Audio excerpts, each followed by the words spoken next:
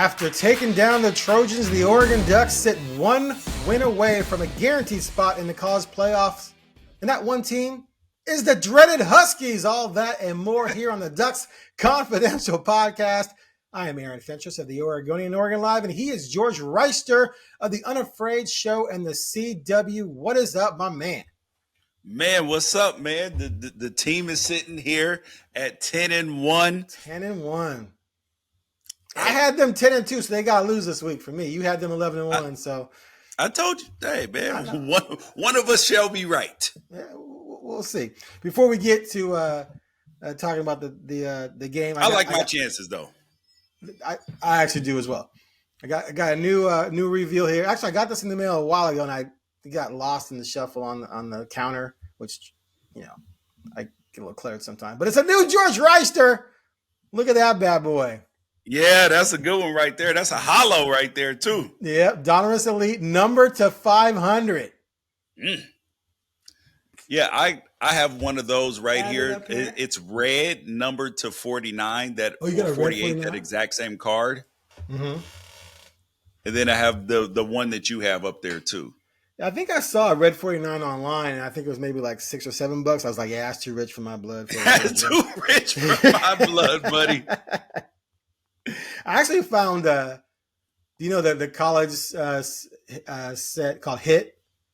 Yeah. Or HIT, whatever yes. it's called. I found an autograph of yours that I was maybe going to get.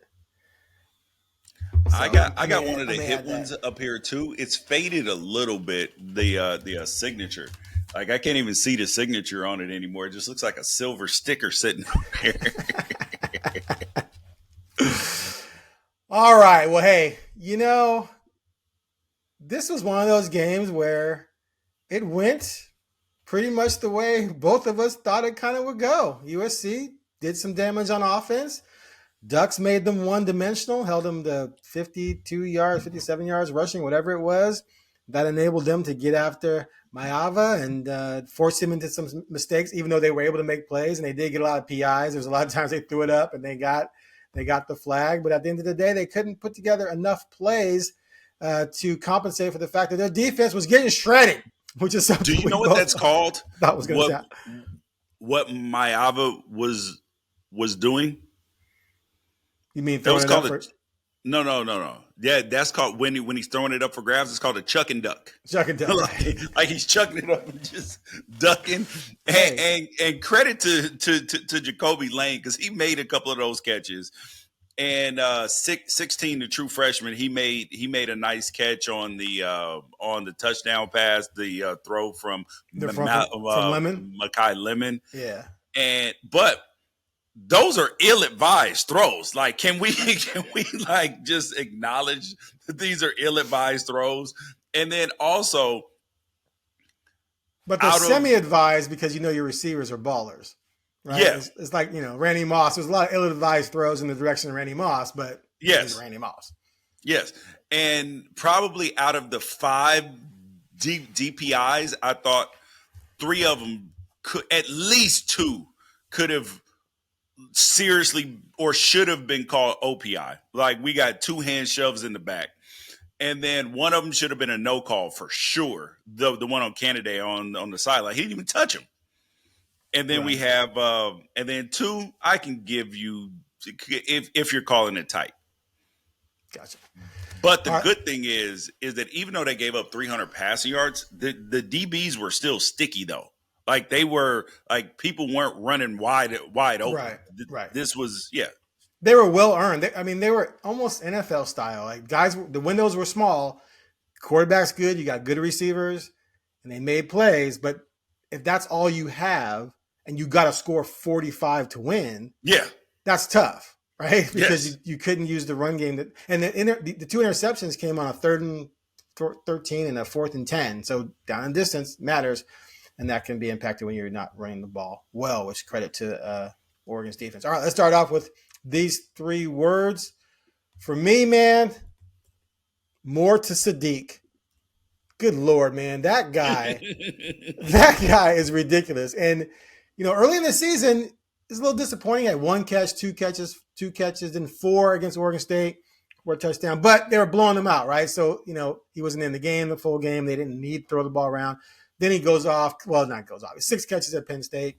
Only 2, though, at Indiana, which, I think a lot of people scratch their heads after that.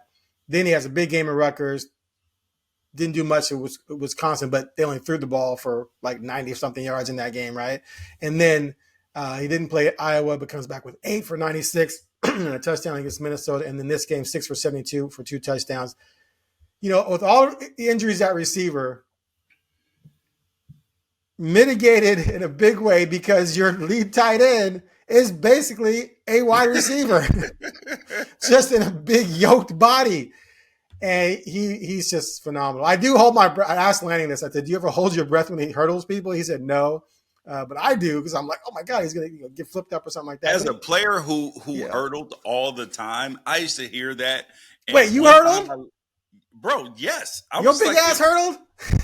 Yes, a lot. I want video proof. I got it. I will send you the video proof. Please. I'll send it to you right now. There are at least 10 hurdles on my Oregon highlight film. Wow. Are they on at YouTube? Least 10. And people would see, no, I'll send it to you. So people used to actually say, George, stop hurdling. And I should be like, no. And what they're like, no. You're going to get flipped over. You're going to get hurt. I let it impact my play one time. And then you know what I did? I stopped because that was ignorant. That was silly. I found one on YouTube. You catch it on the right flat. Oh, look at, and you had good form too. Like you didn't go like Sadiq kind of goes up because he got that vert. You kind of like you did treated it like it was an actual hurdle. Yes, I'm impressed. Okay. I'm gonna send you the whole highlight film that way you can know what's up. Yeah. Okay.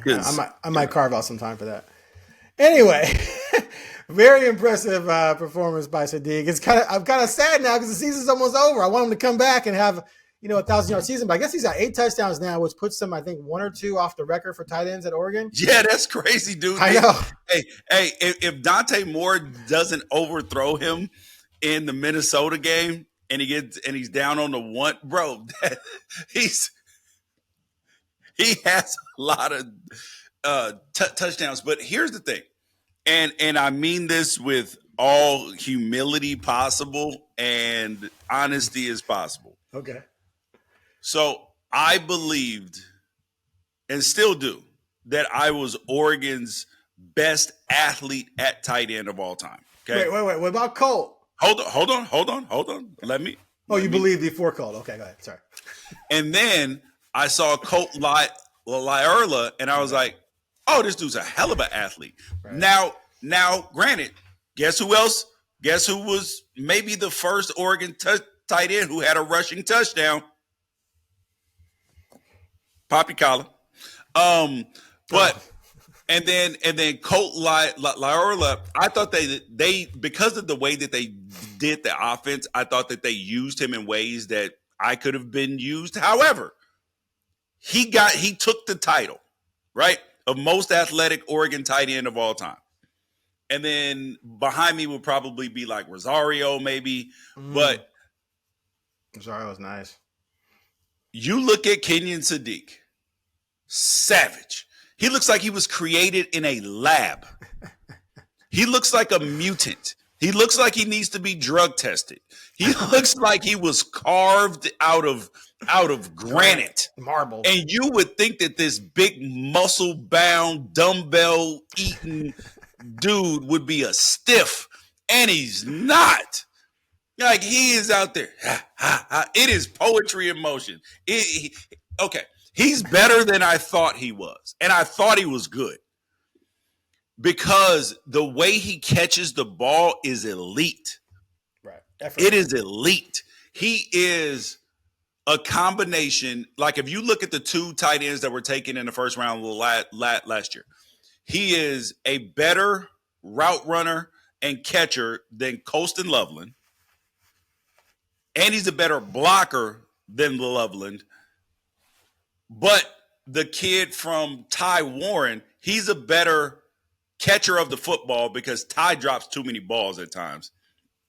Wait, Ty Sadiq's better Ty than Warren from Penn State last year. you said. Ty was better. You're saying Ty is not better. No. I'm saying drops. that yes, that Kenyon Sadiq's a better ball catcher than Ty Warren, but Ty Warren's a better blocker because he's bigger. Even though Sadiq is a dominating blocker, he's not going to dominate like that in the NFL. So think George Kittle, but more athletic.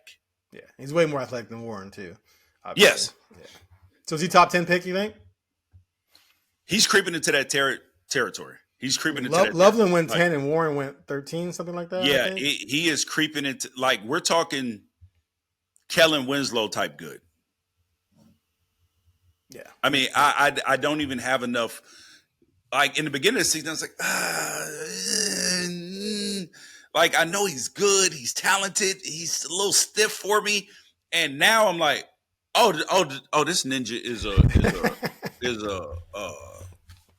lab created. Oh, he's different.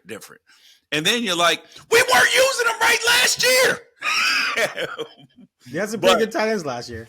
Yeah, he had a bunch of receivers last year. Yeah, and I love T. Ferg too. So this is no disparagement upon T. Ferg. Oh, you sent me the highlights. I'm like, I got a text from George. Oh, they're your yes, highlights. I told you I was sending you the highlights, fam. I'll check them out later. All right, give me your 3 words. Oh, my 3 words is next man up. Because this Bodies is the falling. mentality. And honestly, that right there is the difference between USC and Oregon at this point in time. When you go on the USC board, mind you, because I'm a message board troller for all fan bases, I go read what they believe that the reason why they lost and the reason why they haven't been as good the last few years, they believe it's a talent issue. Mm. Yes, Oregon may be a little more talented than USC. However, that's not the difference. The difference is the level of physicality and the toughness of the team. Lincoln Riley's system does not allow for that. And you can tell me about talent all you want to. Do you know who's tough and physical? Northwestern. That's why they gave you a game. Iowa. That's why they gave you and the Ducks a game. You cannot use talent as an excuse when you are more talented than other teams that you play, and you're barely squeaking out against them because, like, Iowa has nowhere near the amount of talent that USC has. None. Right. Neither does Northwestern.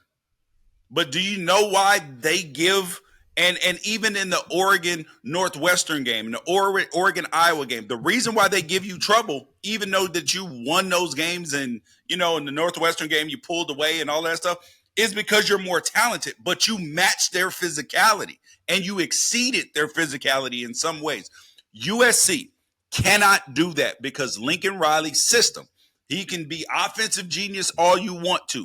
You cannot, when it comes down to it, your defense cannot practice with the level of physicality that it needs because you're too tricky, smoke screen here and there. And then also you are trying to protect your players from getting hurt.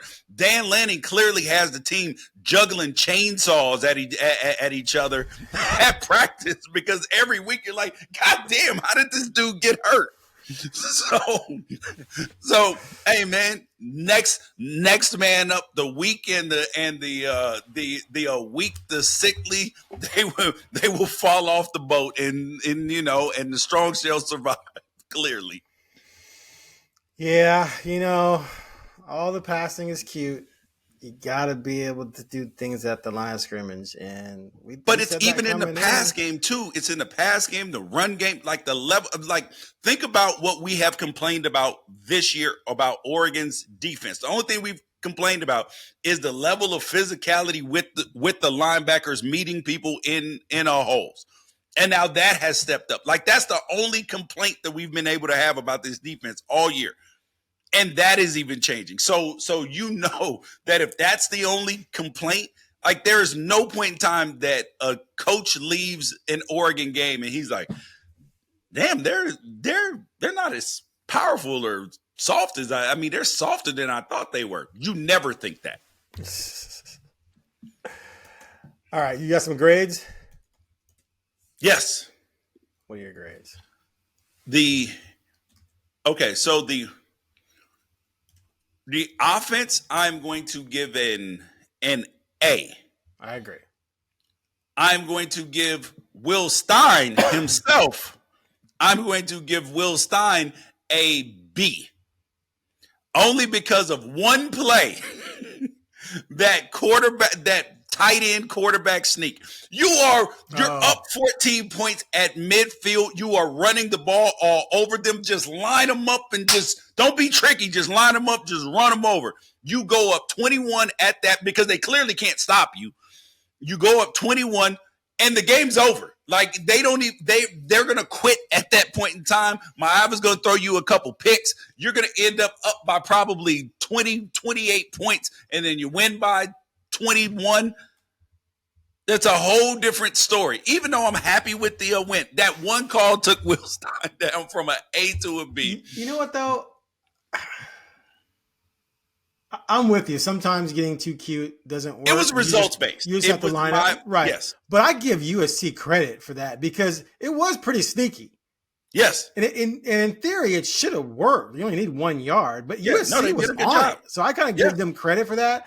But yeah, results based. It's one of those things where if he got it, it's like, oh my God, that was genius. But Lanning's involved in that too. Lanning approved that play, and it's in the game plan. But yeah, I hear you. It's sometimes you just gotta just line up and just go mano a mano and just pound it straight ahead, get the first down. And if you don't, you don't. But if you get too cute and it doesn't work, then you get questioned by George Wrighster on the Ducks Confidential podcast. All right, I'm with you on the grade. Now defense, I'm gonna go B. Only because the PIs and the yards allowed in the passing game, although obviously we give USC a lot of credit for that. Actually, I'll take that back. I'm going to go B+. Because the defense played against the run game was phenomenal, and that really made the game what it was for them because USC just could not overcome that. Yeah. And the special teams, they were fine. What? A+. What? A+. I was about to say they were fine. You return a punt. I know. Don't allow. Well, actually, you can't give them an A+ because we did miss a field goal. Oh, good point. Okay, A. Okay, A. The punt return was nice, although I thought there might have been a little hold, but that's okay. Those things are going to happen. Malik, man, flying, and props to Malik too for stepping up just in general with the receiver injuries. It's just sort of still being that guy the past few weeks. He's been very good as well, along with Sadiq. All right, you got any hidden or not so hidden gems? My hidden gem would probably be Fox Crater. Okay. Fox Crater and the rest of this offensive line that stepped up because Poncho was out, Harkey was out for a minute, Janoris Wilson was out. We started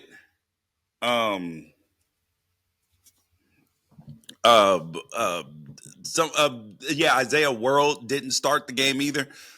So yes, the hidden gem is the backup offensive line where like we were concerned about the future transfer portal and all this stuff, and these guys are like, hold my beer. Right. We here. Yeah, that was extremely telling because someone asked me in my Ducks mailbag, what's the number one position you think they'll hit the portal for? And I'm like, offensive line. And now I might be like, I don't know. Like, maybe they don't have to hit the offensive line that hard in the portal after that. So mine is a not so hidden gem. And that's just the Bryce Vetra touchdown. I thought that was good fun. And that could be an example too, where it's just like with the fourth down, we're just line it up and just run your stuff or what have you. But, I thought that was actually a very safe play with all that beef back there. Bear Alexander and Amari it was actually Washington. Really cool. Yeah, that was dope. I love that. Yeah, and Bryce clearly knows what to do with the football. He's a dual threat quarterback in high school. He's a big cat too. Like you're not necessarily going to want to get in his way. And we just talked about USC's lack of overall physicality. They wanted nothing to do with him or the guys lead blocking for him. So I thought that was good fun. And it came in, it didn't come when you're up 35, let's get the senior linebacker star a carry. It was like, no, the game's still in doubt and we're getting him a carry for a touchdown. So yeah, I thought that was good fun. Yep. Yeah, it was good, dude. And I loved it. Dude, it's been excellent, bro.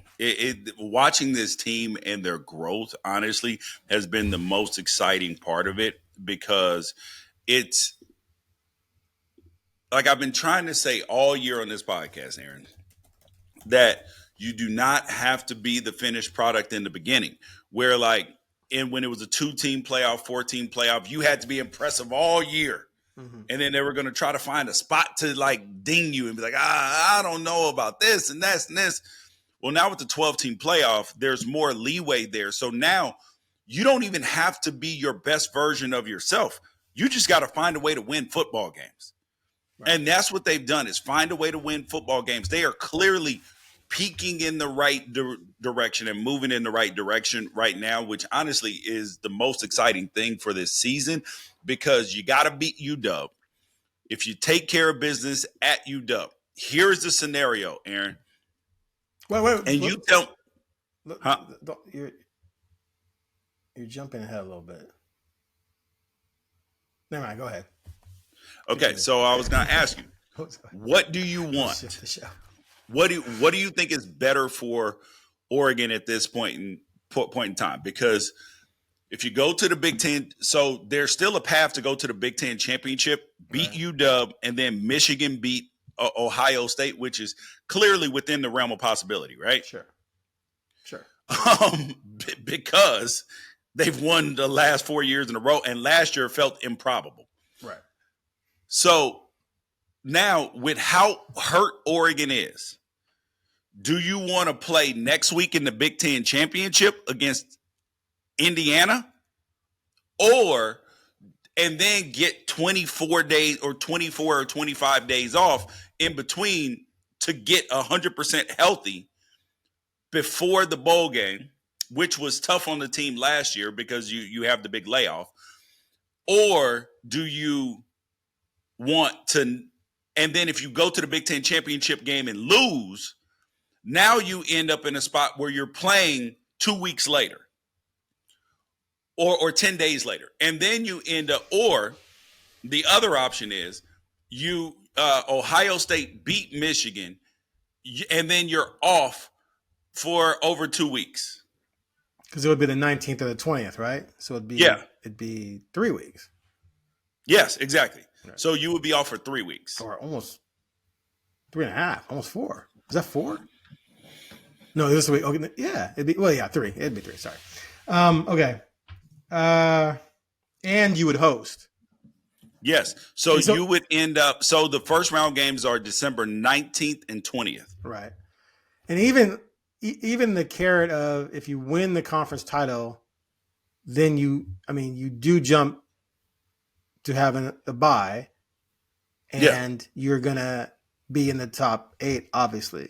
But you're gonna be in the top 4 if you win it. Well, I know, but the Big Ten is gonna be inside the top 4. No, I know, but then the 4 teams go until now you're in that round with the remaining. Yeah, and you don't play till January 1st. But you're swapping the first round game for the conference championship game, which is going to be a tougher game than hosting in the first round. So you got to play that. You're going to have to play a game to get to the second round. Yes. Either it's a conference championship game or it's a first round playoff. Correct. Game. First round playoff game will be at home. It's just a matter of, do you want to play the game immediately as hurt as you are and then have to play again 2 weeks later, or do you want the 3 weeks off? Right. And the opponent and the side and the opponent. You go to Indianapolis and play Indiana. Yep. Or you stay at home and play a 2-loss team, which could still be a beast. It could be Alabama or something like that. Man. See, here's what bothers me. It bothers me that there's any type of system that tells me it might be better to not win your conference championship is a problem for me. Because that should be such a big deal that it should be no brainer. Oh yeah. Yeah, but is it better though? But right, that's what I'm saying, because the system's set up to make us ask this question. and it shouldn't be. It should be better. I mean, it's the same question in the NFL too.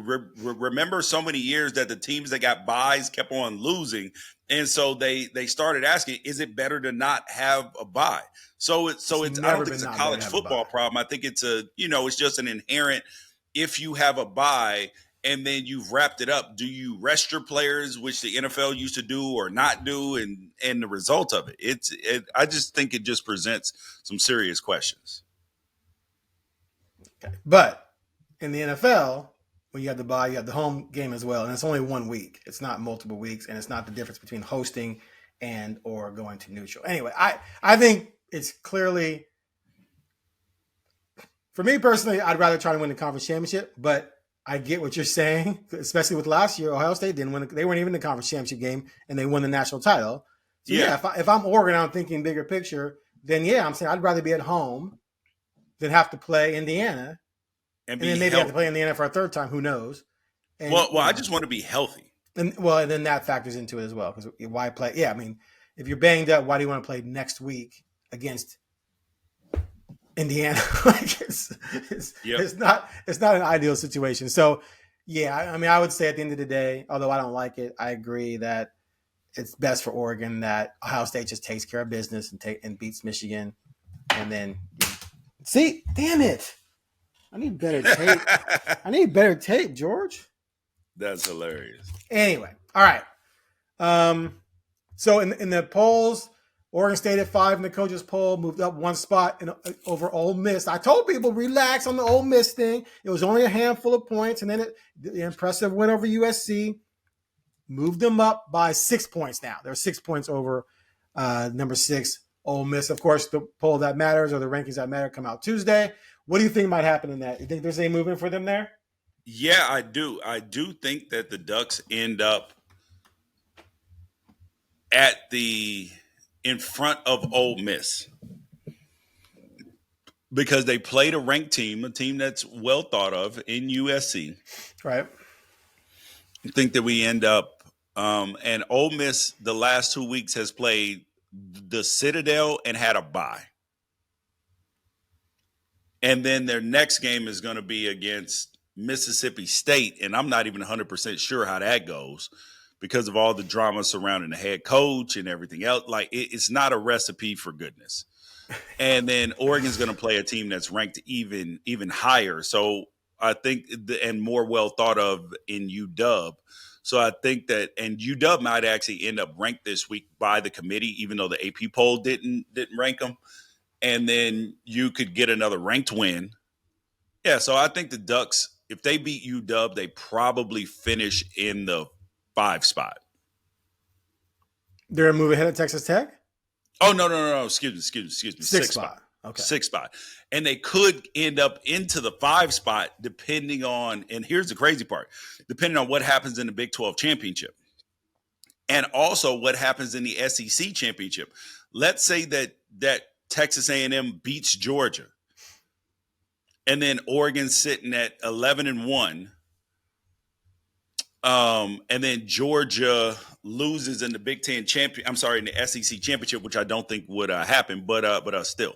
And then Texas A&M, if Texas A&M loses in the Big 12 in the SEC championship, then they may, all these bigs and C's. So the whole point is that there is scenarios where there's even a scenario Oregon gets in the top 4, which is crazy. Not without winning the conference championship, no way. Yeah, I believe so. Hold on, check it. Hear me out. Break it down. I'm sorry. Not without even going to the championship game, they're not going to. Go ahead. No. I believe no. Okay. There is a path to that. Okay. Hear me out. So you got Ohio State, Indiana 1-2, right?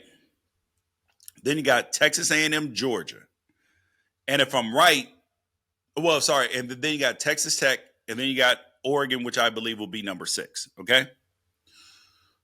So in that case, if you have Texas A&M beat Georgia, then Georgia's going to fall a couple spots, which will probably put them tuck them in right behind Oregon. And then that moves Oregon up to 5. And then if BYU or Utah beats, or Arizona State beats Texas Tech in the in the Big 12 championship, now you've moved up to number 4. That's what I'm saying. Is that, and especially depending on what happens. What happens if Indiana knocks the doors off of Ohio State some kind of way? If they win by like 14-17. Now you got questions about Ohio State, because you're like, yeah, they beat Texas, but they didn't have the toughest schedule even in the Big Ten this year. So now you could have a spot where they fall below. I'm saying that there are scenarios where that does happen. It is unlikely that they get into the top 4, but there are scenarios where they do end up in the top 4, even without going to the conference championship. You said A&M beats Georgia. Yes, if A&M beats Georgia's going to fall at least 2 spots. I don't know, man. I think an 11-2 Georgia team with a loss to A&M and Bama gets ranked ahead of Oregon. Yeah, but the Bama loss ain't exactly as cute as it used to be. Yeah, I don't know. Okay, so let's talk about that then. How do you penalize a team for losing in its conference championship game to a top 3 team when the other team, Oregon, didn't even make its conference championship game? Sorry. Listen, that's not fair. Fair? Hey, if you want to fair got to argue do with it? about fair, you better go talk to your pastor or something. This is college football. How was it fair? What happened to TCU in 2015, where they blow the team out in the conference championship game, and then they stick Ohio State in front of them? Was that fair? No. Was it fair that Florida State got left out of the national championship at 13-0? Was that fair? No. It wasn't fair. They don't care about fair. They care about what they want to do. Okay. We'll see what happens, but I don't see the committee doing that to Georgia, but who knows? All right, let's shift gears to the dreaded Huskies. I got my Husky helmet in just in time. They got nice helmets. So we'll swap out SC for Trojans. Put the Huskies right here. All right, what's your threat level? I'm rolling with the carbon fiber. My threat level is a 4. It's a 4. I agree, 100%. Damn it! Oh my God! You are a train wreck over here, bro. I'm just providing some comedy relief. Continue. Yeah. It's a 4.25, but it'll go down to below a 4 after the first quarter, because there is some trepidation with like how you start. Like it can, like if you jump on them like a spider monkey, and you end up putting Damon Williams in hell like he was last year, where you got 10 sacks, then yes. But if you let that little jitterbug run around on you, you're going to have problems. And I believe that they're going to have a defensive plan that is good enough to do it. And then also, this is showcase season, baby, because you got 2 people, potentially 3 on this coaching staff that could be up for head coaching jobs. So they out trying to show out right now. I'm just telling you. Will Stein is interviewed for jobs. Tosh Lupoy has interviewed for jobs. Cal is now open. He's looking at it like Birdman, like, yo, I want that one. Because that's his alma mater. Right. And he would probably be severely disappointed if he didn't get that job. Like, that's one of the jobs that I think that Tosh is primed for. Even with their limitations? What? Yes, because he would go into the meeting like, here are the things that I need. Can you give me these things? Here's what I need. Here's what I need in terms of being able to get kids in school. Here's what I need in NIL. If you can't do it, cool. Listen, well, that's my question.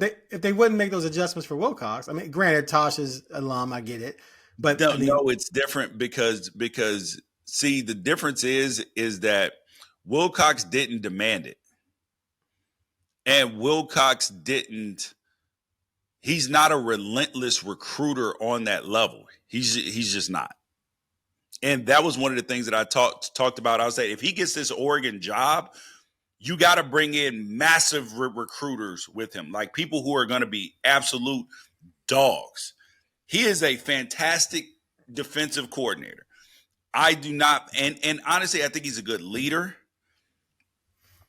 But the difference between Justin Wilcox and Dan Lanning, the main thing is relentless recruiting, and then also being able to identify offensive coordinators, because he has gone through a lot of offensive coordinators at Cal with minimal success. So There's something there. And one of the best things that you have to be able to do as a head coach is find good coaches. Okay. What's your score?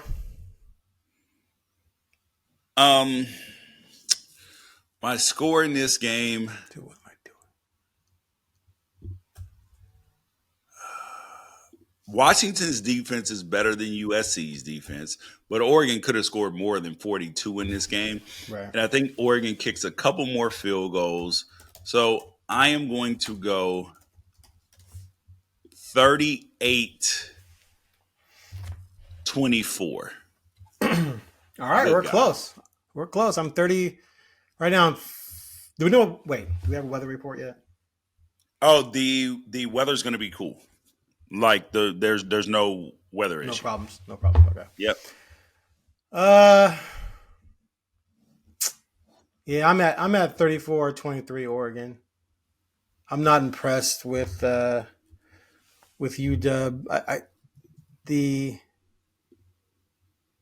I just had them up a second ago. Where'd they go? Yeah, look, losing to Ohio State's fine. The 6 points doesn't look great. Okay. At Michigan, 24-7. The 7, come on. You can't score more than 7. Not that Michigan doesn't have a good defense, but come on. And then the Wisconsin loss, inexcusable. They do have injuries at receiver, right? So and at running back, I think. So that's going to hurt them a little bit. I just think the Ducks are playing really well right now. And Williams, yeah, he can be difficult to handle, but they handled him very well last year. I don't think Oregon's worried about him beating them, but I do think he'll make some plays. Yes. I think their defense is good enough to not get blown out, but they're not going to shut down the Ducks by any stretch of the imagination. So, yeah, I'm at 34-23. Ducks will be 11-1. Ooh, look at Aaron coming around, man. Coming around. See, this is why you have to have the vision in the preseason. Oh, my God. I told you what was going to go on. And, I told you that this team, floor of 10-2, and ceiling of 12-0, but the most likely outcome was going to be 11-1. You did. And I was floor of 9-3, ceiling of 11-1. More than I didn't understand how you got to 9-3. I just okay. I explained. I couldn't understand how you got to 9-3. I explained it. I said, and it wasn't a prediction. Like it wasn't cemented. I said I need to see these 18 new starters play. I need to see the quarterback who never won a meaningful game and never played well against an FBS opponent play. That's why my floor coming into the season was 9-3. Once we saw him play, once we saw where they were, then after that, I was like, okay, yeah, they'll probably go 10-2. But now they're 11-1. Well, even after the Indiana game, you were like, man, this is a team that's going to lose 2 more times. No, man, I said one more time. I said there's at least one loss coming, but so far I'm wrong on the one loss, and I don't think they're going to lose this week. Okay, so what did you think about USC after watching them? Are they closer than they were? Like, do you believe that this is a team that where their fan base is like 2026 is our year. We got the #1 recruiting class coming in, even though it's comprised of 35 commits. And then they're like, we're going to hit the transfer portal hard. I'm like, you're getting 35 commits. How many transfer portal people do you actually want? And then, because that's all that's going to do is then them freshmen are going to transfer out, the ones you got last year. And then when you recruit another huge class again, then that class is going to transfer out too. It's nonsensical. No. So what was your thought about watching USC? Are they close to you? Close to what? Winning a national title? Yeah. No. I mean, I told you I don't think Oregon. I told you I don't think Oregon's going to win it, and Oregon just thumped them. So that tells you right. Yeah, I thought coming in that they just, they're good. They're good. They're a good football team, but you can't let someone hold you to 52 yards rushing. Yeah. Hold you to 130 maybe. Like you average 190. Then maybe they hold you to 130. Okay, but not 52. You just got stuffed. And then you let Oregon do whatever it wanted to on offense. It could do whatever it wanted. Right? So do you believe that this is just a player's issue, or do you think that this is a scheme coaching issue? Well, at this point, I think it might be a personnel issue, but that's on the coach because he's not emphasizing getting the types of guys who are going to win the line of scrimmage. If you have a good quarterback and good receivers, that's great. But if you play high-end teams and you're losing at the line of scrimmage, that's when you get exposed and that's when you lose because it's just too much to overcome. And until they fix that, they're going to have a ceiling where they can win 8 or 9, maybe even 10. But when they go up against the top 10 teams in the country who can run the football and stop the run, they're going to fall apart. I mean, dude, they had Caleb Williams slinging the rock all over the place, and the defense was trash. How do you let that happen? Yep. And your USC, were their resources really that bad that they couldn't go out and? That's the thing about it, Aaron, is that we're sitting here trying to say that like that this is a team that is so scary. You know what I mean? Like that this is a program that they were just so down bad. Like the roster was just there. Everything was so bad that it like you would have thought that he inherited 1-11 Colorado. Right. The way that they talk. Right. And then you're like, well, but you won 10 games with Caleb Williams. What happened after that? Oh, the roster was so bad. Like we got to retool everything. The front office. Now we got Chad Bowden's. Like they keep finding new ways, glimmers of hope. You know how in the NFL, every single time that a coach is getting on the hot seat, first thing he does, either change the quarterback or fire the coordinators, right? Right. And then once you fire one coordinator, then it's, we need a new quarterback. Then after the quarterback, we need a new defensive coordinator. And then you're out of excuses. So he is next year out of excuses. And have you seen their schedule for next year? Mm-mm. They play at Indiana, at Penn State. They play Oregon, Ohio State, Notre Dame, Washington, at Wisconsin, Fresno State, and like two other teams. Bro, their schedule is brutal. Brutal. Man, that is. I'm looking at it right now.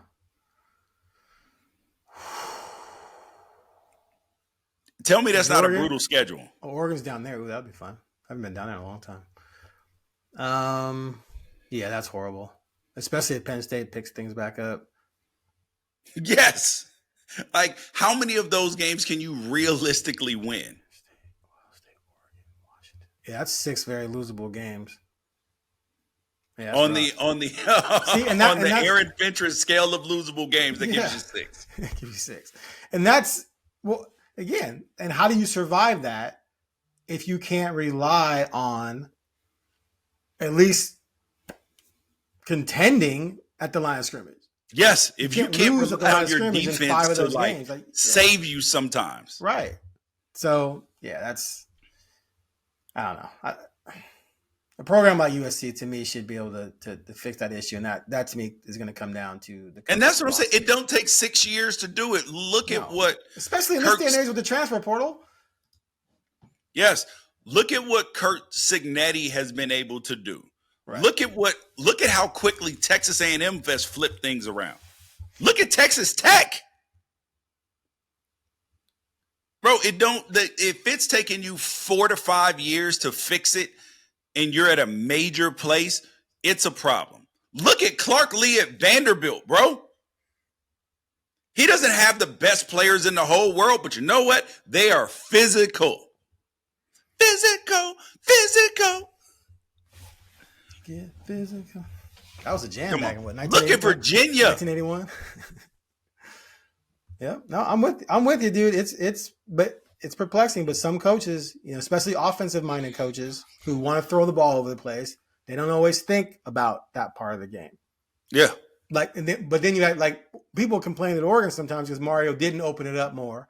Yeah. Mario cared about, as a former lineman, he cared about what was going on in the trenches, and they were pretty damn good. They won a Rose Bowl playing that way. Yes, Herbert could maybe throw for more yards and more touchdowns, but would they have won more than 12 games? I don't think so. I don't think they beat Arizona State still. I just don't think they beat Auburn. But anyway, whatever. That's another story. All right. Was there anything else?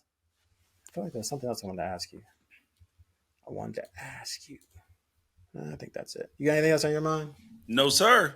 All right. So where you at? One quick thing. Where you at national championship wise? You still think this team can win it? Yes. Yeah. I believe. Give me your percentage chance. Your percentage chance. They'd have to win. They got to win 5 in a row right now. I believe that with 4 games against top 10 teams.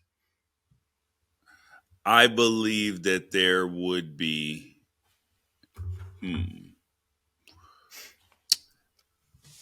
I believe exactly the same thing that I've said all year, Aaron, which is styles make fights. Whoever wins the national championship. Let's assume that Ohio State is mortal, okay? Which we don't. I think they are. Yeah, I believe so too. So assuming that Ohio State is mortal and not one of the greatest teams of all time, then we're going to have to assume then that pretty much anybody is going to need the right set of circumstances to win. You see what I'm saying? Right. You're going to need, you're going to need the right set of circumstances. So, and the funny part is you don't know what that is until you get into the game, because the team, and this is not only for Oregon, this is for if Alabama gets in, if Georgia gets in. Like, I believe that the path matters just as much as your team now. Like, I don't think the G5 is going to have a chance. I don't think that Ole Miss has a chance to win 3 games in a row or 4 games in a row. But I do believe that there is a path if you get the right matchups. And the matchups that look easy for one team might be hard for another. So, yes, I do believe that Oregon can win a national championship if they get the right path. Okay. So what's your percentage chance? 10%? 15%? There are 12 teams in the college football playoff. I am going to discount the G5, G6. So that's essentially a 9.1% chance, okay? A 9.1, like if everybody has an equal chance, 9.125% or somewhere around there. I am going to go with, I give them a better chance than some of the teams. So I'll give them a 15 to 18% chance to win. Man, they weren't even that last year. Weren't they 17 going in last year? Wasn't that the number ESPN had on them? 17% last year, I think, despite them being undefeated? Something like that. I'm giving you I think this team's better than last year's team. Okay. I think 15 is way too high. So I'm going to say So 5. do you believe that this year's team is better than last year's team? I don't know if I buy that. I believe that they're better at quarterback. They're definitely better at on defense. They're not better at quarterback. Yes. They're more talented at quarterback, more gifted. But a 6th-year senior, I'd rather have that guy. I'd rather have Dante. I maybe rather have Dante next year than I'd rather this have this year. or Dylan last year, but I'd rather have Dylan last year. At the beginning of the year, I'd rather have Dylan, but now I'd rather have Dante. Okay. I give them a 5% chance, puncher's chance, but I just okay. So again, each you always say yourself, style makes fights, blah blah blah. Iowa, no passing game. USC, weak in the trenches, and you can always nitpick anybody. USC was rushing for 200 yards a game, Aaron. 190. But okay. But you just agree. You just agree with me. Wait, you just agree with me on both sides of the ball. They weren't that stout, and then we just talked about that. They weren't that they're missing that at a national level. National cal. Okay, so don't come back because that's my argument right now. So in the playoffs, though, they're going to play teams who are going to have a good passing game and be very good in the trenches on both sides of the ball. And that's where I think Oregon will get tripped up. I don't think they're going to win 4 straight games against those types of teams to win it all. That's all. And that's not a bad thing to say. Okay. That's extremely tough to do. Yes, now, it's extremely tough for any of the teams to do. Of course. I just don't think Oregon as that point path matters. Right. But I think next year's team, if Dante comes back and some of these other young kids come back, they can level up a little bit. See, this is not the old days, Aaron. You can't worry about next year, right? I'm not saying you have to worry about it. I'm saying I'm not sure next year's team is going to be better than this year's team.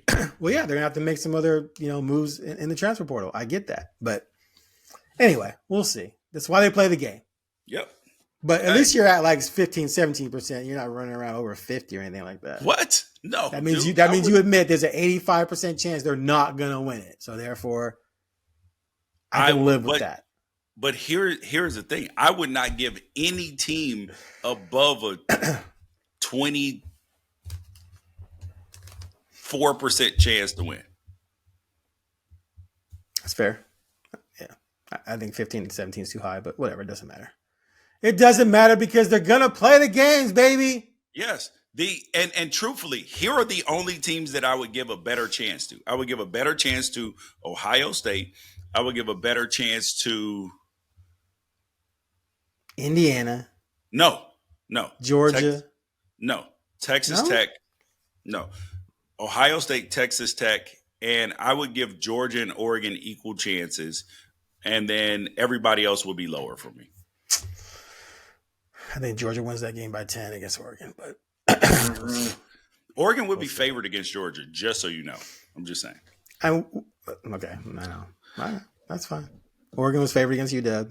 That's your only go-to. You love how I go to that because all season you and Josh Pate were talking about the bet. It was like what was it called?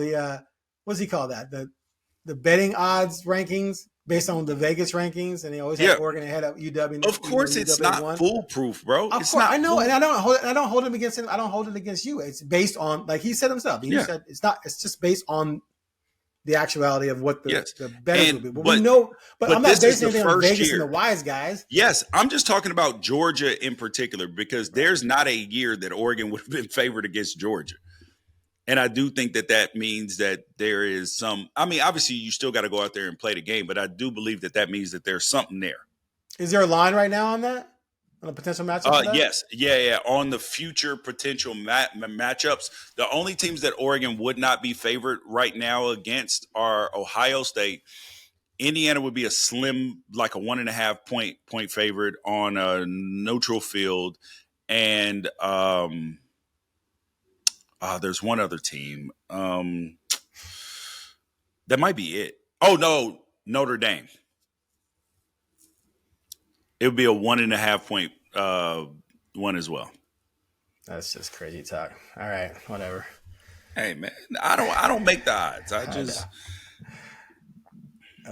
tell you what they are. We'll talk about all those things when it gets to those points in the season. All right, that's it for the Ducks Confidential Podcast. I'm Aaron Fentress. He's George Wrighster. We'll be back later in the week to take a deeper dive into the matchup with the Huskies.